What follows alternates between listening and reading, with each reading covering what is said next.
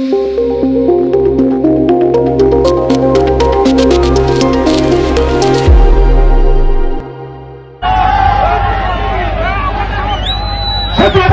शिवाजी महाराज की जय भवानी।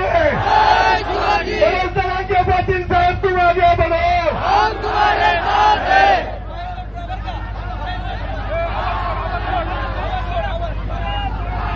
आपल्या नारायणगाव नगरीतील जमलेल्या माझ्या तमाम मराठा बांधवांना दबावण्याचा भारी काम केलं।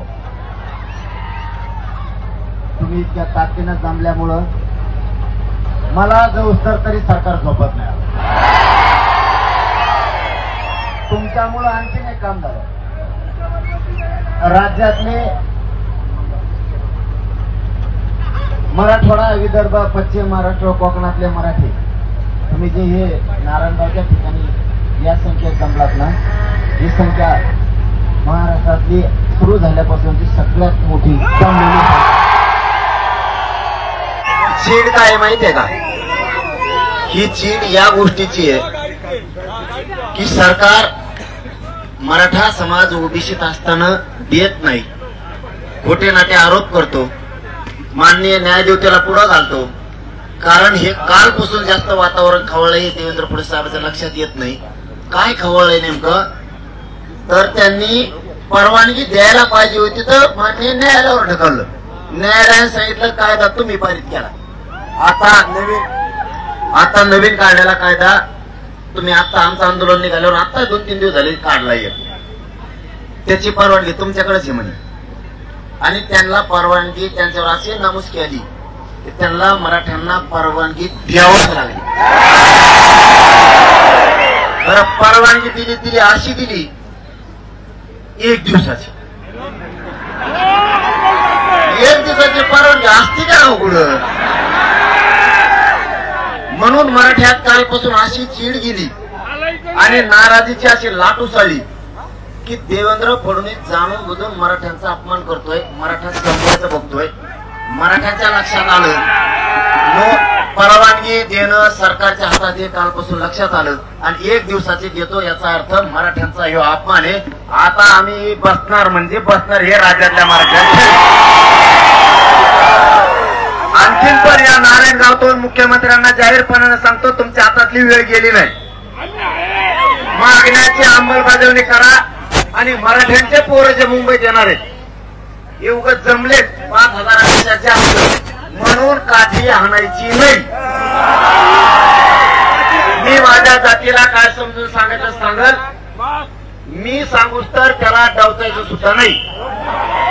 तुम्ही जर म्हणले 5,000 लोकच बसा तर आमचे खानदानी अवलादे 5च बसू, पण दुसऱ्या ग्राउंडवर सगळे मराठे बसतील।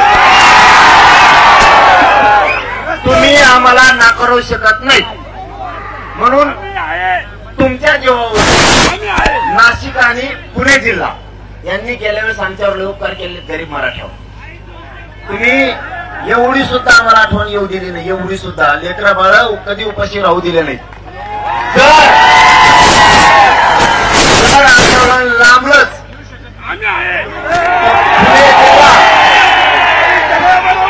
आणि नाशिक जिल्हा तुमच्या दोघांकडे रेल्वे रोज जिल्ह्यातून भाकरी गोळा करा, मला 2 टाइम आम्ही खातो, 2 टाइम रेटून झोपतो,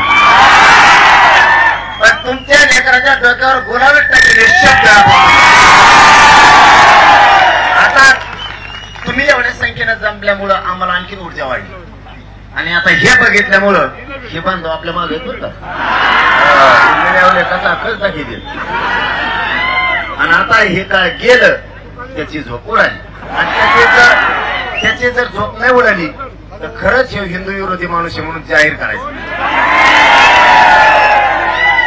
आता त्यांनी जागा होणं गरजेचं आहे। नारायणगावचा शेवटचा शब्द वापरतो आणि विनंती करतो, फडणवीस साहेब, मुख्यमंत्री साहेब, तुमच्या हातातून आणखी वेळ गेली नाही। मराठ्यांचा सन्मान करा, मराठ्यांच्या सगळ्या मागण्याची अंमलबजावणी करा, मराठ्यांचा अपमान करू नका, नाही तर हे आग्या मोवळ असं खवळलंय तुम्हाला वाटतंय महिला चलतीये, हे फक्त मी गप बस म्हणून गप बसतेत, नाही तर हे जर करायला लागले तर राज्यात चाक सुद्धा फिरून देणार नाही. तर याला मराठीची आवाज नाही. तुमच्या हातातून वेळ गेली नाही, मागण्याची अंमलबजावणी करा. हे मराठी आयुष्यभर तुम्हाला जीव लावतील. पण जर आपण आता केला आणि पोराला मुंबईत त्रास दिला तर पुणे जिल्हा नारायण गावावरून या नगरीवरून तुम्ही ओळखून घ्या पुणे जिल्ह्यात आणि महाराष्ट्रात काय होऊ शकतं. धन्यवाद.